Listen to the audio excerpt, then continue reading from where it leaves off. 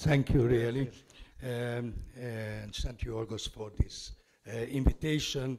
And I will try to present to you probably an aspect you are not aware of, this issue of non-dilated cardiomyopathy, which in my experience, and it started back in 1985, every 10 years undergoes some change, which always surprises me, at least. So dilated cardiomyopathy, as we all know, can be a really malignant disease with high mortality, morbidity, and mortality. And the history actually starts with John Goodwin, who is the father of the modern cardiomyopathy, and who established the first classification of cardiomyopathies in 1980. And in this classification, there was the title of this entity we call today mostly dilated cardiomyopathy, was congestive cardiomyopathy. And the major issue there stressed by him was the congestion, the left ventricular dysfunction.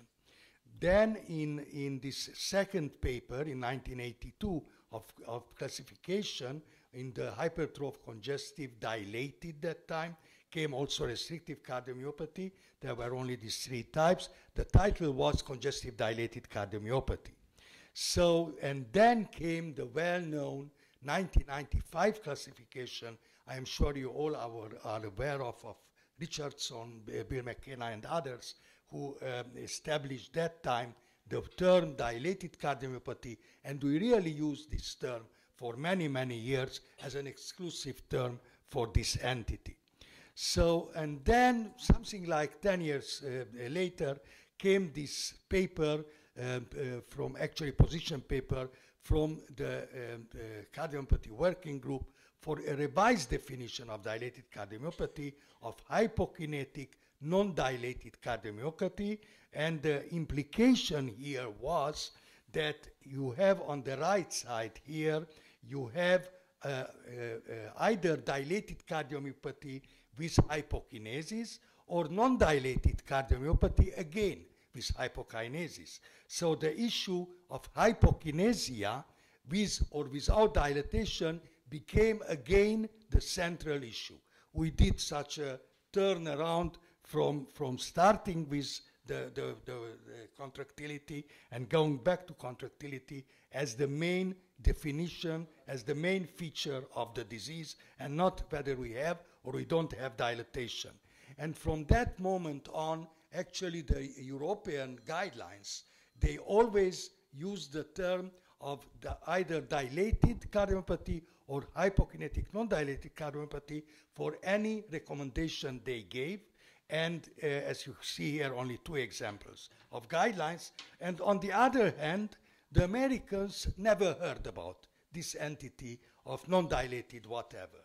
So now, what the interesting thing is that when you go back to the classifications, and it's not only a question of nomenclature, as you will see in a moment, the issue of systolic dysfunction with minimal dilatation already appeared in the best known classification until this last one, which was the Richardson classification from 1995, published in 1996.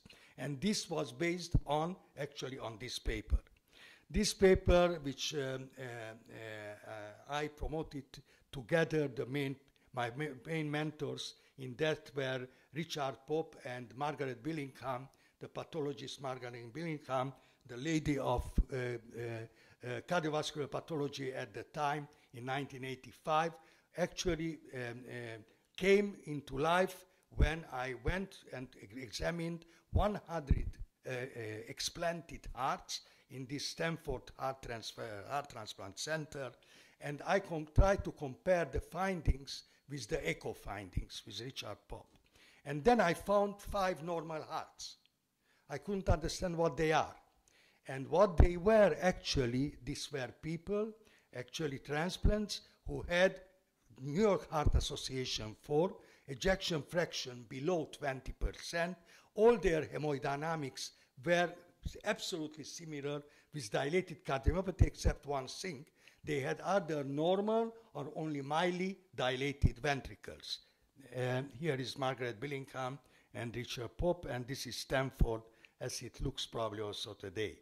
So here are the three transplanted hearts, one of dilated cardiomyopathy, then the mildly dilated cardiomyopathy with a thrombus in the apex, the atria are missing because these are heart transplants, and restrictive cardiomyopathy. So you have a comparison of the heart size. This lady had, with mildly dilated cardiomyopathy, a normal left ventricle.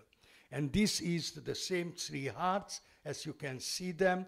In the middle, the mildly dilated cardiomyopathy had exactly the same type of lack of contractility like the dilated cardiomyopathy. The heart was globular. You didn't have the excessive atrial enlargement like in the left side in the restrictive cardiomyopathy. And basically, the only difference was the heart size.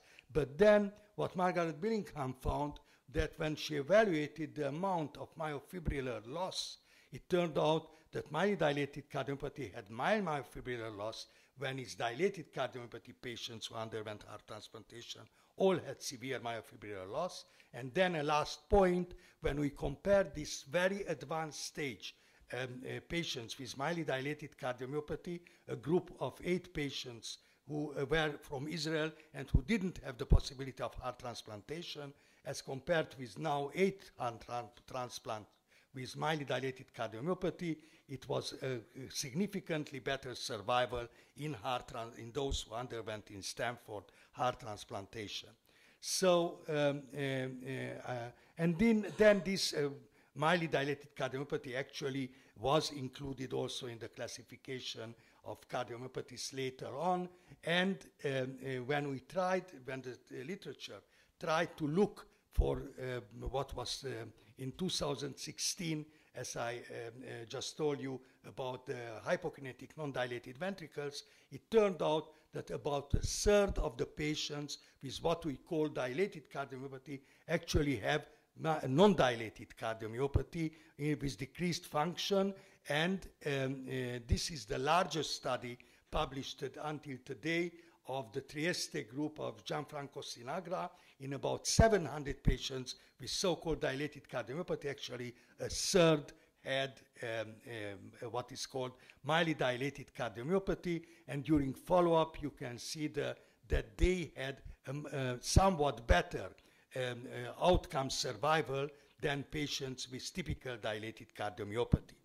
And then it came another surprise, and this was due to this publication coming from Michael Bristow and Mestroni from the familiar DCM registry, who found actually that patients with lamin AC mutation, this was one of the first publications on lamin AC mutations, had relatively preserved heart size. And when they did multivariant analysis, they found that actually one of the variants of the factors which was independently related to the diagnosis of lamin AC mutation was mildly dilated cardiomyopathy, and this was also proven by the European group of study of the lamin AC mutations, which was published about 10 years later. And this is actually, as you can see here, the minority of the patients with lamin AC, out of 250 patients, had actually left ventricular dilatation. Most did not have left ventricular dilatation. And this is now about the genetics. Speaking about the genetics, this is the UK Biobank, in which they specifically looked for the genetic findings in patients with hypokinetic, not dilated cardiomyopathy, which appears in light blue. And amongst those on the left side with definite mutations, it turned out that some indeed had lamin AC mutations. But like usual, the most frequent mutation was the titin mutation, also in the hypokinetic non-dilated ventricle. And this was the story until 2016. Then we have now this new classification coming in, and all of us have to learn the new term which replaced the also the mildly dilated cardiomyopathy and the non-dilated hypokinetic cardiomyopathy with non-dilated left ventricular cardiomyopathy, one of the 5 entities.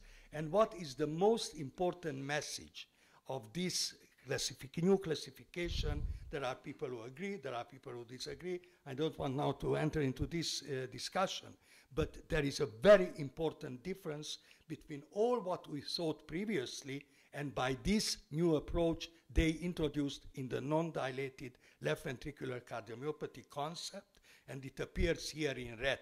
And this is the non-ischemic LV scarring or fatty replacement regardless of the presence of hypokinesis. So also normal looking heart, and when you look to the echo, it will be a normal heart, then you can have and can be a cardiomyopathy of non-dilated type, and the most of this category of patients will belong to what we call arrhythmogenic cardiomyopathy, and it's not given by a channelopathy, but it's given by a pathologic change, like the typical finding. I will give only an example because of shortage of time, the desmoplakin mutation here with the ring-like appearance as you can see it, and this is the major message of the non-dilated left ventricular cardiomyopathy. And we probably will use the term non-dilated left ventricular cardiomyopathy. We will not give up the term arrhythmogenic when it belongs to this group. And I would like to finish by these take-home messages. I believe that what is important about this entity is that we all have to understand that this can be dilated, so-called dilated cardiomyopathy, can present as and persist as a hypokinetic, non-dilated ventricle, even in the very end stage of the disease. And then you have to give it the whole of all the treatments, including heart transplantation or left ventricular assist device or whatever you consider important. The second is that the recognition of this entity has practical implications, as I just said, and the non-dilated left ventricular cardiomyopathy adds, as I said, this category of scarring or fatty replacement, tissue replacement without LV dysfunction, and it frequently requires CMR evaluation, as echo findings might be normal despite major pathologies. Thank you. Thank you, Andrea, for this excellent overview.